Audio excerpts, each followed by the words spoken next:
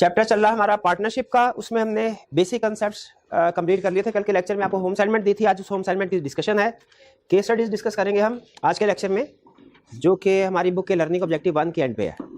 कितने स्टूडेंट्स ने written form में इनको अटेम्प्ट किया है? रिटन फॉर्म में अटेम्प्ट किया, शाबाश। ओरल वाले फारिग है, रिटन, हाँ जी, जो क्वेश्चन उठाता है उसी को फल मिलता है मेहनत का। चलिए डिस्कशन स्टार्ट करें फिर। अगर इसमें कोई ऐसा कंसेप्ट है जो आपको समझ नहीं आया तो डिस्कशन में पार्टिसिपेट कीजिएगा। जी स्टार्ट करते हैं। पहला question, sharing of profit is a prima facie evidence but not a conclusive test of partnership. ये टर्म मैंने आपको समझा दी। प्राइमा फेशिय एविडेंस और कंक्लूसिव एविडेंस का मतलब क्या होता है?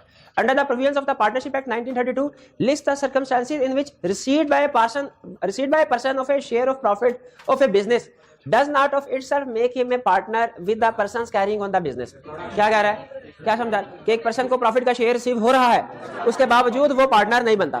सिचुएशन बताइए, सिचुएशन यार 6 सिचुएशन, शाबाश। कौन कौन सी situations? Lender of money, agent या एम्प्लॉय को, रिटायर्ड पार्टनर, शाबाश, विडो,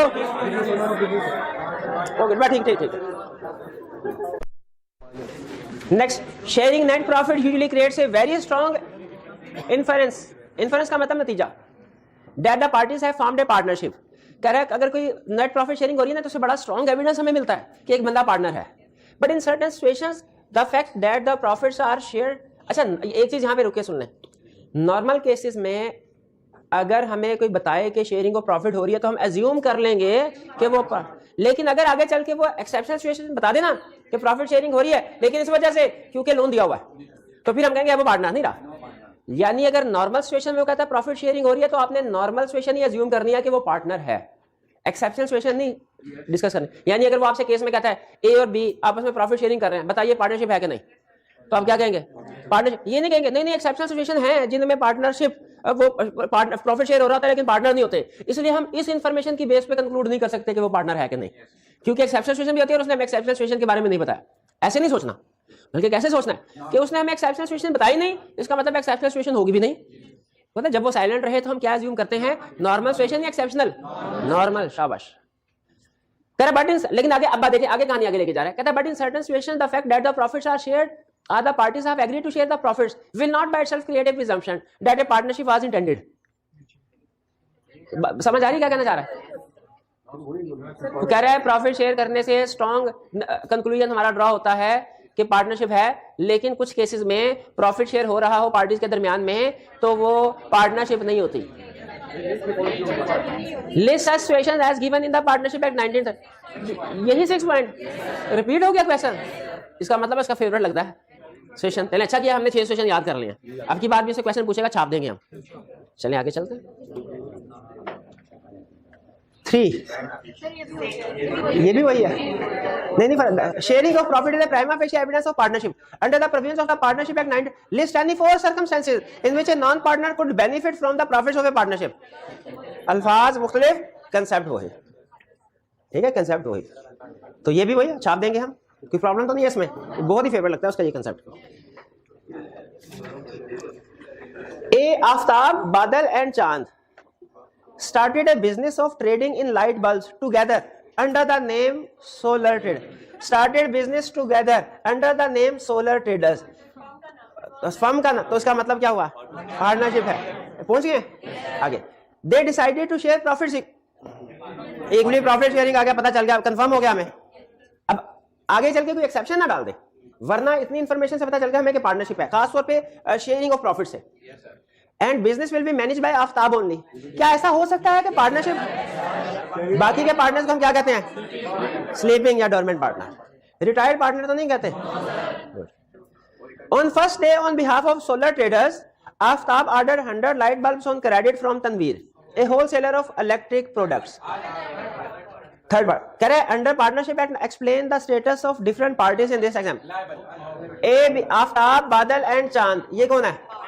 पार्टनर्स। आगे कोई और नाम है? सोलर ट्रेडर्स, ये कौन है? फर्म। तनवीर कौन है? थर्ड पार्टी, ठीक है। और क्या ये एक्ट जो किया है एक्ट ऑफ फर्म है? कैसे पता चला act of firm? Personal transaction नहीं है, कैसे पता? क्योंकि वो उसी चीज का ऑर्डर, एक हाँ, पर्पस भी देखिए, जो पर्पस है वही चीजें मंगवा रहा है, जो पार्टनरशिप का पर्पस है, और ऑन बिहाफ भी लिखा हुआ है।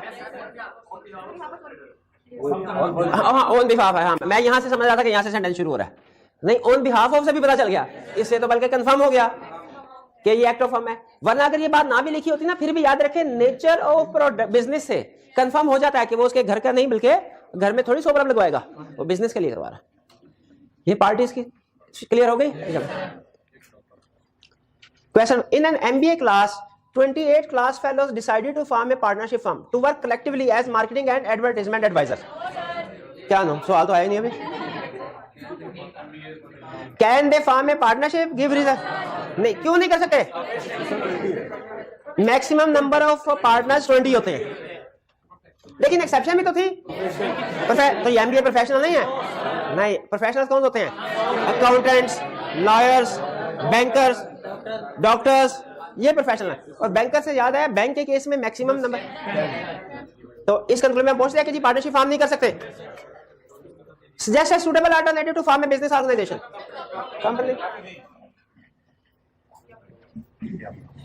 6. After qualifying CA, 28 chartered accountants decided to form a partnership firm to work collectively as chartered accountants. Such partnership is allowed under the law. Yes, such partnership is allowed under the law. Exception है मौजूद। Ali, Bilal and Chand are partners in a business. Daud, an outsider, deals with the firm through Ali. Through Ali का मतलब क्या है? हाँ, दाऊद के साथ Ali dealing करता है, जो कॉन्ट्रैक्ट वगैरह करता है वो अली करता है। Can Dawood sue Bilal and or Chand? भाई कैसे सू कर सकते? दाऊद ने एग्रीमेंट तो अली के साथ किया है, पार्टनरशिप। हाँ जी बिल्कुल। तो पार्टनरशिप में हर पार्टनर दूसरों का एजेंट होता है, तो इसीलिए अली जो ट्रांजैक्शन कर रहा है वो अली तो लायबल है, उसके साथ साथ बिलाल एंड चांद भी लायबल। इसका मतलब है पार्टनरशिप फर्म में कोई भी एक पार्टनर अगर एक्ट ऑफ फर्म करे, कोई भी एक तो वो सारी फर्म के लिए लायबल होता है। ये वो जॉइंट प्रॉमिसर वाला कंसेप्ट आ जाएगा कि वो किसी के खिलाफ भी केस फाइल किया जा सकता है। अगर यही केस बैंक वाली एग्जांपल होती है, वो कहता है कि बैंक ने लीगल लोन दिया है, क्या बिलाल या चांद से रिकवर करवा? हमारा सेम आंसर होता है, यस करवा सकता है। बी, कैन बिलाल एंड और चांद सू दाऊद? बिल्कुल, यानी दाऊद दूसरे पार्टनर्स के खिलाफ भी केस कर सकता है और दूसरे पार्टनर्स दाऊद के खिलाफ भी केस कर सकते हैं, वाइस वर्सा वाला केस है। 7 में कोई problem? Briefly discuss whether following businesses are partnership or not. अच्छा, इसमें ध्यान में रखिएगा, हमने सबसे बड़ा जो डिसीजन करना है वो शेयरिंग ऑफ प्रॉफिट के ऊपर करना है, और अगर प्रॉफिट शेयरिंग हो रही है तो पार्टनर्स होंगे। अगर प्रॉफिट शेयरिंग नहीं हो रही तो वो पार्टनर नहीं होंगे। हाँ, प्रॉफिट शेयरिंग हो रही है और क्वेश्चन में बता दिया कि एक्सेप्शनल सिचुएशन है, फिर क्या करेंगे हम? फिर कहेंगे पार्टनर नहीं है। ए, शुरू की सिचुएशन कुछ सिंपल है, एंड में जाके वो उसमें कहानी में ट्विस्ट ऐड करता है। A, Azhar and Babar started a business together and share its profit. Partnership हो, लेकिन आगे पढ़ लूंगा, आगे की एक्सेप्शनल सिचुएशन आ रही हो। They made a formal agreement titled partnership deed and included all possible legal clauses to avoid disputes and confusion among them in future. Simple partnership deal. B, although there is no express agreement between them, but Arslan regularly buys old furniture and repairs it, and then his cousin Faisal sells the furniture and they both share the profits equally. ये इसको translate करें, both share the profits equally. Partner है कि नहीं? Partner है कि नहीं? Agreement नहीं हुआ है, एग्रीमेंट नहीं हुआ, उसने कहा है एक्सप्रेस एग्रीमेंट नहीं हुआ, एम्प्लॉयड तो कर रहे हैं ना। एग्रीमेंट जो है वो एक्सप्रेस भी हो सकता है, एम्प्लॉयड भी हो सकता है। एक्सप्रेस वाला रिटन में भी हो सकता है, वर्बल भी हो सकता है। वो एम्प्लॉयड वाला वो आपको एग्जांपल नहीं था, बताई थी कि पार्टनर्स ने रेशो पहले डिसाइड की, रिटर्न एक्सप्रेस एग्रीमेंट में कुछ और रेशो थी, बाद में 3-4 साल तक डिस्ट्रीब्यूशन किसी और रेशो के मुताबिक होती रही। तो कोर्ट ने क्या कहा, कौन सी रेशो चलेगी अब? ओरिजिनल के जिससे डिस्ट्रीब्यूशन होती रही, क्योंकि उस रिवाइज प्रॉफिट का एक्सेप्ट कर लेना, इसका मतलब है इंप्लॉयड एक्सेप्टेंस है पार्टनर्स की तरफ से। तो बिल्कुल ये बी भी पार्टनरशिप है, प्रॉफिट शेयर कर रहे हैं। हाँ, लिखत पढ़त में नहीं है, कोई मसला नहीं, होता तो बहुत बेहतर था, लॉ कहता, लेकिन इसका ये मतलब नहीं है कि ओरल हो ही नहीं सकते या इंप्लॉयड हो ही नहीं सकते, इंप्लॉयड एग्रीमेंट भी हो सकते। सी, असलान एंड नुमान आर को ओनर्स ऑफ ए हाउस। अच्छा ना, अभी डिसाइड नहीं कर सकते। अगर देखे को ओनर्स ने मिलके रेंट पे दिया घर और रेंट डिस्ट्रीब्यूट कर रहे हैं, वो को ओनर्स हैं, पार्टनर नहीं है। लेकिन अगर को ओनर्स के नाम पे जॉइंट प्रॉपर्टी है, वो उस प्रॉपर्टी को रेनोवेट करके ऑफिस बनाते हैं और उसमें बिजनेस करते हैं और रेवेन्यू में से एक्सपेंसेस माइनस करके प्रॉफिट शेयर करते हैं, फिर को ओनर्स भी हैं, पार्टनर्स भी हैं। तो सिर्फ ये ना समझे कि को-ओनर हो गए तो पार्टनर नहीं, मोस्ट प्रोबेबली पार्टनर नहीं होंगे, लेकिन आगे फैक्ट्स डिसाइड करेंगे कि वो रेवेन्यू शेयर कर रहे हैं कि प्रॉफिट शेयर कर रहे हैं। Co-owner and let it out to a paying guest, they divide the rent between them, rent को अंडरलाइन करना है। इससे पता चला हमें पार्टनरशिप नहीं है। अगर प्रॉफिट होता तो हम क्या कहते हैं? पार्टनर। आगे चले। D, Gaffar and Jabbar purchased a shop, incurred additional expenses to renovate it, contributed in the ratio of 50-50, and then leased out the shop on rent, which was shared equally by them. Is this a partnership? शुरू से लग रहा था कि partnership बन रही है, लेकिन एंड में उसने कहा भाई रेंट शेयर कर रहे हैं, प्रॉफिट शेयर नहीं कर रहे। हम कहा भाई रेंट पहले बता देते हैं, हम उधर ही बता देते तुम्हें कि ये पार्टनरशिप नहीं है। क्यों? डेफिनेशन में लिखा है agree to share profits of a business. E. Ahmed and Rizwan are joint owners of a ship. Ahmed works on the ship, takes the entire management of it and meets all the expenses. He takes 2/3 of the gross earning and pays over the balance to Rizwan who does nothing. इसमें दो issues हैं, एक gross earning share हो रही है और एक Rizwan participation नहीं कर रहा। डिसीजन हमारा क्या हो? हाँ उसकी है बिल्कुल, क्योंकि हम कहेंगे कि जरूरी नहीं है हर पार्टनर पार्टिसिपेट करे, कुछ पार्टनर्स हो सकता है कि पार्टिसिपेशन ना करे। तो याद रखिए ये है पार्टनरशिप है क्या? क्यों पार्टनरशिप नहीं है? ग्रॉस अर्निंग शेयर करे, प्रॉफिट शेयर नहीं कर रहे। क्या सिर्फ मैं इतना ग्रॉस अर्निंग वाला पॉइंट लिख के आगे चलूं कि मुझे ये पॉइंट भी लिखना चाहिए कि रिजवान डज नथिंग? हालांकि इससे हमारे क्वेश्चन पे फर्क नहीं पड़ेगा। क्या क्वेश्चन में इसका जिक्र होना चाहिए कि नहीं सोल्यूशन में? अच्छा अकाउंटिंग आपने पढ़ी होगी, अकाउंटिंग में सम टाइम ऐसा होता है कुछ इन्फॉर्मेशन इररिलेवेंट होती है। अब वो अरसा दराज हो गया, मुझे 15 साल हो गए पढ़े हुए अकाउंटिंग, तो मुझे याद नहीं आ रहा किस तरह की, लेकिन मुझे इतना ज्यादा कुछ क्वेश्चन ऐसे होते थे फाइनल काउंट्स के खास तौर पे, उनमें हमने कोई एडजस्टमेंट ऐसी होती थी उसने लिखा होता था, उसका क्वेश्चन के ऊपर कोई इफेक्ट नहीं होता था, उसको इग्नोर नहीं करते थे। अब सुने हमारे टीचर क्या हमें बताते थे? हमारे टीचर ये बताते थे कि अगर आप उसको इग्नोर कर दोगे ना तो उसे पता नहीं चलेगा कि आपको इसका सही ट्रीटमेंट आता है कि नहीं आता। हम इग्नोर नहीं करते बल्कि नीचे लिखते थे कि this information has no effect on question, ताकि उसे पता चले हमने इसको पढ़ा है, इसका सही ट्रीटमेंट हमें आता है और कोई इंपैक्ट नहीं हमने तुम्हें बताया। ये इग्नोर नहीं करना होता था। इग्नोर का मतलब है बिल्कुल ही ना लिखें, ठीक है? इससे वो समझता है कि शायद हमने उसको स्किप कर दिया पढ़ाई नहीं। तो मुझे बताइए इसका हालांकि इंपैक्ट कोई नहीं है। लिखना इग्नोर कर देना चाहिए कि लिखना चाहिए नो इम्पैक्ट? लिखना चाहिए नो इम्पैक्ट। तो लिखेंगे पार्टनरशिप में मैनेजमेंट में इन्वॉल्व होना लाजमी नहीं है, ठीक है, लेकिन इसकी क्वेश्चन में रेलिवेंस है। F. Amjad applied for a loan from ABC Bank for his business. It was decided that bank will get 20% of profit or loss in lieu of interest. तो 20% ऑफ प्रॉफिट मिल रहा है तो partner हो गया ना? Partner हो गया ना? क्यों पार्टनर क्यों नहीं हुआ बैंक? हाँ ये लैंडर वाला केस है, एक्सेप्शन वाला केस आ गया, इसमें पार्टनर नहीं होगा, एक्सेप्शन वाला केस आ गया ना ये। हालांकि प्रॉफिट शेयर कर रहा है, जब प्रॉफिट शेयर कर रहा है हम कहते हैं आंखें बंद करके पार्टनर है, लेकिन एक्सेप्शनल केस आ जाए तो हम कहते हैं पार्टनर नहीं है। आगे चले जी, मैंने चलना, अच्छा चले ठहर, ये पॉज कीजिएगा जी। Salim the licence proprietor of a theatre lets the use of it to Jamil for dramatic entertainments. Theatre drama वगैरह के लिए सलीम को दे दिया और किसी जमील को दे दिया। Salim manages the theatre and bears all its expenses. Salim theatre को मैनेज कर रहा है, सारे खर्चे रिपेयरिंग वगैरह वही करता है। ही आल्सो इनकर certain expenses for advertising and the band. He also collects door money of which he retains half and hands over the half to Jamil. अच्छा ये सलीम मुझे लग रहा है मिक्स हो गए हैं, सलीम मालिक है और जमील को दिया हुआ है। चले जो भी है कंक्लूजन के ऊपर आते हैं। एक बंदा थिएटर को मैनेज कर रहा है किसी दूसरे का, एक बंदा उसको मैनेज करके ड्रामा वगैरह चलाता है, बैंड्स वगैरह जो भी एक्टर्स होते हैं उनको पेमेंट करता है, और फिर डिस्ट्रीब्यूशन कैसे होती है? डोर मनी क्या होती है? जो टिकट्स वगैरह इशू करने पे रेवेन्यू है।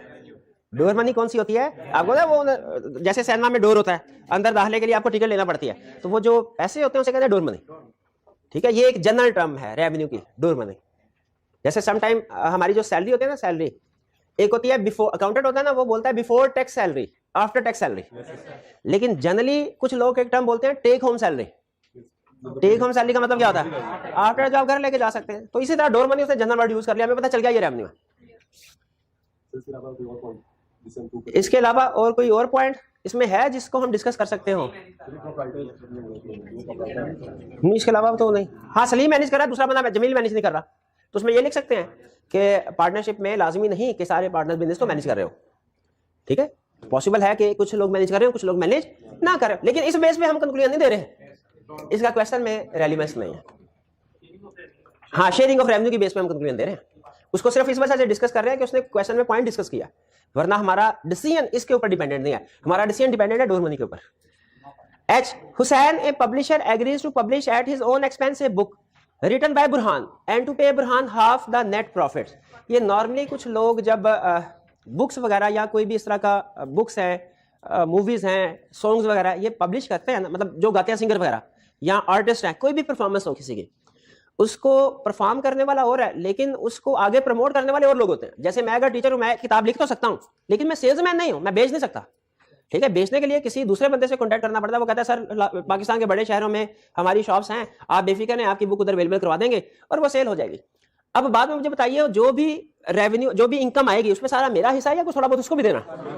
तो अक्सर प्रैक्टिकली ऐसे होता है कि दोनों अरेंजमेंट इस तरह की रखते हैं कि जिसमें दोनों का फायदा हो, प्रॉफिट शेयरिंग कर दी जाती, लेकिन ये असल में रॉयल्टी होती है। प्रॉफिट शेयरिंग हो रही है, लेकिन पार्टनर नहीं है हम मिल के, जो सेल्समैन और ऑथर ऑफ द बुक है, ये पार्टनर नहीं हो गए। ठीक है, ये सिर्फ रॉयल्टी को पे करने का एक तरीकाकार होता है। तो ये एक स्पेसिफिक एग्जांपल है रॉयल्टी की, रॉयल्टी का मैकेनिज्म इस तरीके से चलता है। तो एस जो है ये पार्टनरशिप नहीं, हालांकि प्रॉफिट शेयर हो रहा है, ठीक है, लेकिन ये रॉयल्टी की, इसको असल में एक्सेप्शन में होना चाहिए था, लेकिन उस एक्सेप्शन में नहीं लिखा हुआ।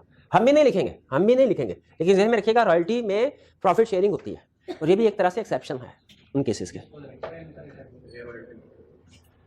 आई Rahim a clerk in Karim's business, ये क्या हुआ?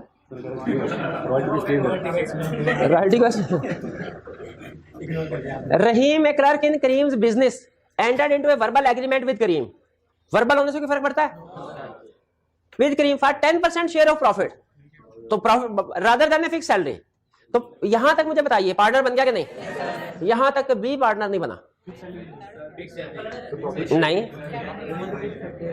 एक क्लर्क का लफ्ज हमें बता रहा है वो एम्प्लॉई है, एम्प्लॉई।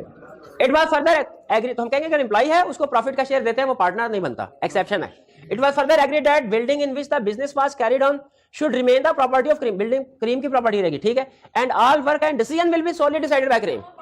अच्छा, इससे भी हमें समझ लग गई कि जब सारे डिसीजन वही करेगा, लेकिन असल में जो इसमें सबसे अहम लफ्ज था इस क्वेश्चन में वो क्लर्क का था, जिससे हमें पता चला वो एम्प्लॉई है। जी, Ahmed and Baqir, two chartered accountants, agree to carry on practice in common at the office of Ahmed under the name Ahmed and Baqar for a period of 7 years। हाँ, ये दो चार्टर्ड अकाउंटेंट्स ने एग्री किया कि प्रैक्टिस करेंगे under the name Ahmed and Baqar. Ahmed, तो इससे पता चला कि ये फर्म है, प्रोबेबली यहां तक इंफॉर्मेशन ये कह रही है कि पार्टनर है। Terms of agreement entered into between them provided that Baqar should manage the office and supervise the clerical work and that he should draw a fixed allowance of rupees 20,000 per month in addition to profits। अच्छा, मुझे ये बताइए क्या ऐसा possible है कि सारे का सारा बिजनेस एक ही पार्टनर मैनेज करे? बिल्कुल पॉसिबल है। और क्या ऐसा पॉसिबल है कि वो सैलरी भी ले, प्रॉफिट के साथ साथ सैलरी भी ले? पॉसिबल है, बिल्कुल पॉसिबल है। अगर पार्टनर आपस में एग्री कर लें कि यार ये एक पार्टनर ज्यादा काम करता है दूसरों की निस्बत, तो प्रॉफिट तो सबको मिलना है, इसको प्रॉफिट से ज्यादा इसकी एक्स्ट्रा एफर्ट की वजह से कोई सैलरी भी दे देनी चाहिए, तो बिल्कुल दे देनी चाहिए। It is further agreed that losses, if any, shall be borne by Ahmad alone। नहीं, अब तो पार्टनर्स नहीं रहे ना, पार्टनर्स तो प्रॉफिट और लॉस दोनों शेयर करते हैं। लॉस जरूरी नहीं, तो ये हम इग्नोर कर देना चाहिए कि क्वेश्चन में लिखना चाहिए, बिल्कुल बताना चाहिए। And that after 7 years Ahmad would be entitled to the office and all other equipment and Bakir would not have any right or claim in respect of them। कर सकते हैं कि भाई पार्टनर आपस में एग्रीमेंट करने के बाद पार्टनर कुछ भी टर्म्स एंड कंडीशन एग्रीमेंट की डिसाइड कर सकते हैं पार्टनरशिप की। ये भी कह सकते हैं कि एक बंदा पार्टिसिपेट करेगा दूसरा नहीं करेगा, एक सैलरी लेगा दूसरा नहीं लेगा, एक को इंटरेस्ट ऑन कैपिटल मिलेगा दूसरे को इंटरेस्ट ऑन कैपिटल नहीं मिलेगा, एक बंदा फर्म से जरूरत के बाद लोन ले सकता है दूसरा बंदा लोन नहीं ले सकता। जब फर्म खत्म होगी तो एसेट्स की डिस्ट्रीब्यूशन किस तरीके से होगी यह भी लिखा जा सकता है। अगर पार्टनरशिप में यह लिखा जाए कि 4 साल के बाद पार्टनरशिप खत्म हो जाएगी, क्या यह वैलिड पार्टनरशिप है? बिल्कुल। पार्टनरशिप याद रखें एक पर्टिकुलर पीरियड या पर्टिकुलर प्रोजेक्ट के लिए बनाई जा सकती है। क्या कहा? पार्टनरशिप। तो अगर आप एग्रीमेंट में लिख देते हैं कि ये पार्टनरशिप इस पर्टिकुलर 3 साल के लिए है, जैसे इसमें लिख दिया 7 ईयर के लिए, वो वैलिड पार्टनर। हाँ 7 साल के बाद ऑटोमेटिकली खत्म, 7 साल के बाद खत्म। इसका जो एक्सपायरी डेट आप मेंशन कर सकते हैं अपनी पार्टनरशिप की। तो एग्री करते हैं ये पार्टनरशिप है।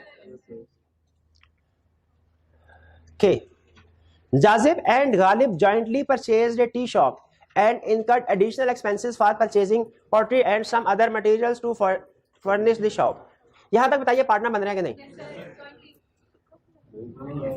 तो जॉइंटली परचेज, ये तो को ओनर बन रहे हैं। पार्टनरशिप के बारे में अभी कुछ बात नहीं हुई, अभी नहीं डिसीजन करें। The money was contributed half and half, आधे आधे पैसे उन्होंने डिस्ट्रीब्यूट किए। And then the rented out the shop, rent has to be shared equally by them. क्यों नहीं? रेंट शेयर हो रहा है, प्रॉफिट शेयर नहीं हो रहा। मेरा फोर्थ एग्जांपल आ गया ऐसे रेंट शेयरिंग वाली। A customer who opens profit और loss sharing account with the bank, वो पार्टनर बन जाता है क्या? अव्वल तो बैंक का profit and loss sharing account, profit loss sharing account होता ही नहीं है, वो नाम का होता है, असल में तो इंटरेस्ट सूद ही मिल रहा होता है। ठीक है, लेकिन अगर उसमें फर्ज कीजिए होता है प्रॉफिट लॉस शेयरिंग, तो वो कस्टमर है। ये भी शायद एक्सेप्शन में होनी चाहिए थी, लेकिन नहीं, कोई मसला नहीं जी। हाँ जी बिल्कुल, इन क्वेश्चंस को प्रैक्टिस करते हुए पहले आप बेहतर लीगल प्रोविजन लिख लें और फिर उसके बाद डिसीजन और बेसिक डिसीजन दे, बिल्कुल उस तरह जिस तरह सोल्यूशन में लिखा हुआ है। जो सोल्यूशन आपको एंड में दिए गए ना, प्रेजेंट किए गए हैं, वो किस लिए दिए? इसीलिए ताकि आपको पता चल जाए कि इसकी प्रेजेंटेशन किस तरीके से है, आपने कैसे प्रेजेंट करना। हाँ, ज्यादातर में एबीसी टाइप के क्वेश्चंस होते हैं। असल में ना मैं जब सोल्यूशन बना रहा होता ना, मैं अगर हर क्वेश्चन को एग्जाम स्टाइल में कन्वर्ट कर दूं ना, तो वो बहुत ज्यादा लेंथी आंसर हो जाता है। काम की बात उसमें 1-2 लाइनों की होती है। तो फिर नॉर्मली मैंने क्या किया, नॉर्मली जो पास पेपर्स के आईकैप के क्वेश्चन है ना, उनको तो प्रॉपर फॉर्मेट के साथ किया है, ऊंच नीच सारी एडजस्ट करके, कांड छांड करके। लेकिन इस तरह होता है ना, एक क्वेश्चन के अंदर 10-10, 12-12 उसने पार्ट्स बनाए होते हैं, उसको मैं मेन कंसेप्ट को डिस्कस करके आगे चला जाता हूं। लेकिन याद रखिएगा, आपको इस काबिल होना है एग्जाम में, अगर इनमें से कोई क्वेश्चन आ जाए ज्यादा मार्क, फॉर एग्जाम्पल एग्जाम में ये आ जाए 3, 4, 5 नंबर के साथ, तो आपने इसको प्रॉपर फॉर्मेट में अटेम्प्ट करना है। ठीक है, लेकिन वो मैंने क्यों नहीं किया? एक तो टाइम की कमी की वजह से, और दूसरा इसमें अगर हर एक को इस तरीके से सॉल्व करना शुरू कर दे, तो वो मेन कंसेप्ट तो एक लाइन का ही है, वो बुक बहुत ज्यादा फैल जाती है। 1-2 मार्क्स के साथ जरूरी नहीं है, 1-2 मार्क्स के साथ जरूरी नहीं है, कि मैंने पहले आपको अप्रोच में बता दिया था। क्लियर? क्वेश्चन 9, ये आई क्या आपका आ गया question. Respond to the following scenario under the provisions of partnership act 1932।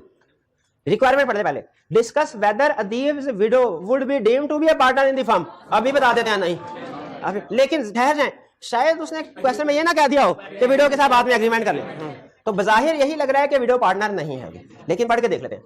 कह रहे Moiz, Adeeb and Mumtaz were partners in the firm. Adeeb died, Moiz and Mumtaz continued the business and agreed to give 10% share of profit of business to the widow of Adeeb as annuity. अब जाहिर है उन्होंने अदीब का पैसे वापस नहीं किए उसके, देखिएगा जो उसको शेयर जाता था उसकी विडो को जाता रहेगा। विडो जो है क्या, वो पढ़ा था हमने, इनहेरिटेंस या स्टेटस से कोई पार्टनर नहीं बनता, तो ये इनहेरिटेंस है, इससे विडो पार्टनर एक्सेप्शन में हमने पढ़ा था। Widow or child of deceased partner.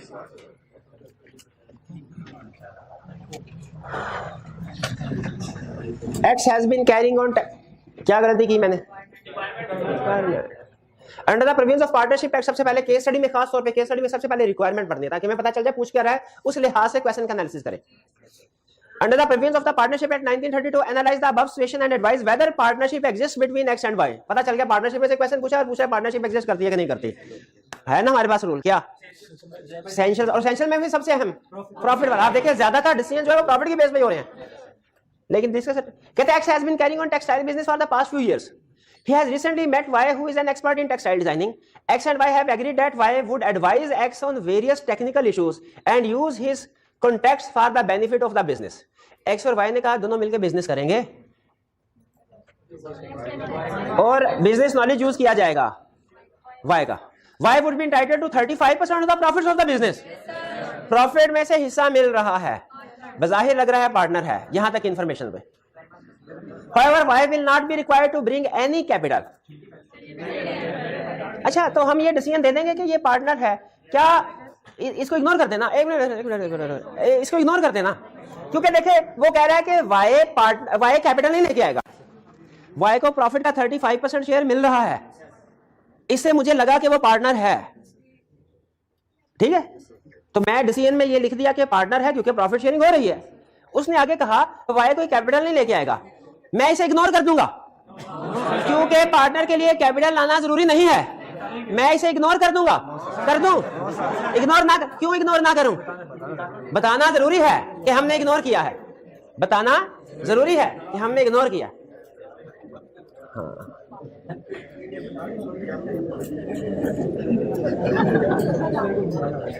मैं सोच रहा हूँ फिल्टर कर रहा हूँ, एग्जाम्पल दोगे ना दो, चले खैर।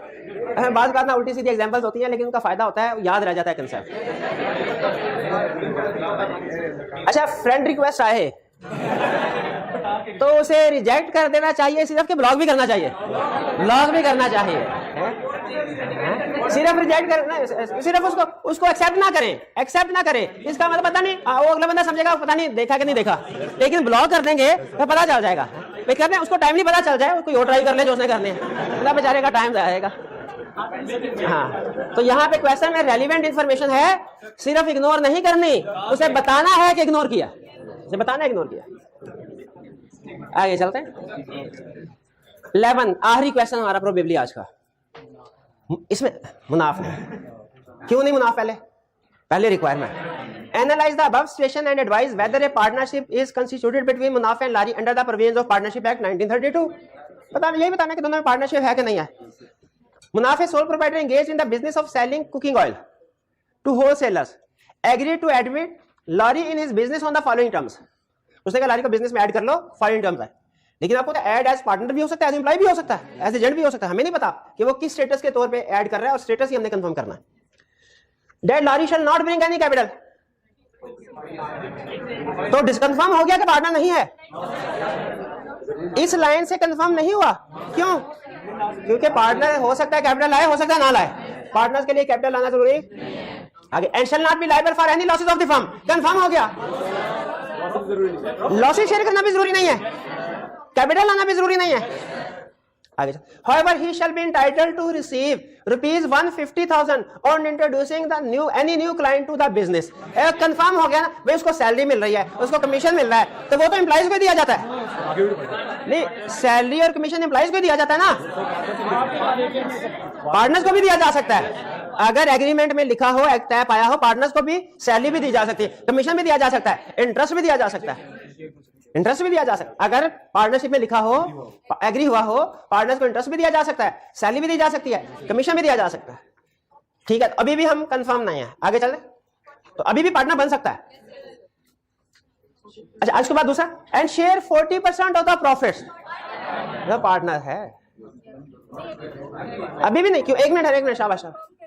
नहीं, प्रॉफिट शेयरिंग कंफर्म नहीं है। हाँ, इसकी इन्होंने बिल्कुल सही पॉइंट रेज किया। वैसे 40% ऑफ प्रॉफिट से हमें कंफर्म हो गया कि ये तकरीबन कि ये पार्टनर है, लेकिन उनका पॉइंट ऑफ व्यू ये है, सर ये एम्प्लॉय भी तो हो सकता है। अभी भी ठीक है, पार्टनर होने का चांस बढ़ गया उसका, क्योंकि प्रॉफिट, लेकिन एम्प्लॉय होने की ऑप्शन को भी रूल आउट नहीं कर सकते। एम्प्लॉय होने की आप शाबाश, अच्छा पॉइंट, एम्प्लॉय होने की रूल आउट नहीं कर सकते। अच्छा, वैसे अगर क्वेश्चन यहाँ पे खत्म हो जाए ना, तो मैं प्रोबेबली एग्जाम में, हालांकि कंफर्म नहीं है, लेकिन मैं प्रोबेबली अगर बैलेंस प्रोबेबिलिटी की बेसिस पे डिसीजन करना हो, तो मैं पार्टनरशिप वाली साइड पे जाऊंगा। मैं कहूंगा 40% ऑफ प्रॉफिट शेयर हो रहा है तो पार्टनर है, इन चीजों से फर्क नहीं पड़ता। तो हो सकता है कि पार्टनर ये चीजें वसूल कर रहा हो, इसके बावजूद भी पार्टनर, लेकिन शायद उसके जहन में भी ये बात आई, इसलिए उसने क्वेश्चन को आगे बढ़ाया, and have the right to exercise all the powers of a partner in the firm. इस स्टेटमेंट ने हमारा क्वेश्चन सबसे आसान कर दिया, सबसे अहम इंफॉर्मेशन सबसे एंड पे उसने दिया, ताकि पहले हमें घुमाए। पहले में सिर्फ इस अल्फाज से ही कंफर्म हो जाता है कि ये पार्टनर है, तो सिर्फ ये लिख दे पार्टनर है, कि बाकी चीजों का भी वन बाय वन डिस्कस करना है। हाँ, इग्नोर तो नहीं करना ना, बिल्कुल। हाँ जी, और ये ज़हन में रखिएगा, जो पॉइंट मैंने आपको बताया ना कि क्वेश्चन में जो इररिलेवेंट इंफॉर्मेशन होती है उसको मेंशन करना होता है सोल्यूशन में, ये आपके आगे तकरीबन हर सब्जेक्ट में काम आएगा, खासतौर पे केस स्टडीज में। Analyse the above situation and advise whether a partnership is constituted between Naaf and Lari. Yes, because, क्यों? बिकॉज दो आर्गुमेंट्स हैं, प्रॉफिट शेयरिंग और पावर ऑफ ए बिजनेस। और फिर उसके बाद उसे बता देंगे, not necessary to bring capital for a partner, not necessary to bring capital for a partner, not necessary to be liable for loss, a partner can receive salary और commission वगैरह। ये पॉइंट्स भी सॉल्यूशन का हिस्सा बनेंगे। अच्छा, जुम्मा, चलिए, ठीक है। तो अभी कितने, एक मिनट आ रहे भाई, एक मिनट, कोई क्वेश्चन पूछना चाहते हो तो पूछ लीजिए। जी पूछिए। रॉयल्टी वाला एक्सप्लेन, गूगल बाबा से पूछे, रॉयल्टी बता देगा, विद एग्जांपल्स बताएगा। और कोई क्वेश्चन? ठीक है, चलिए आज का लेक्चर यहाँ पे खत्म करते हैं। अल्लाह हाफिज।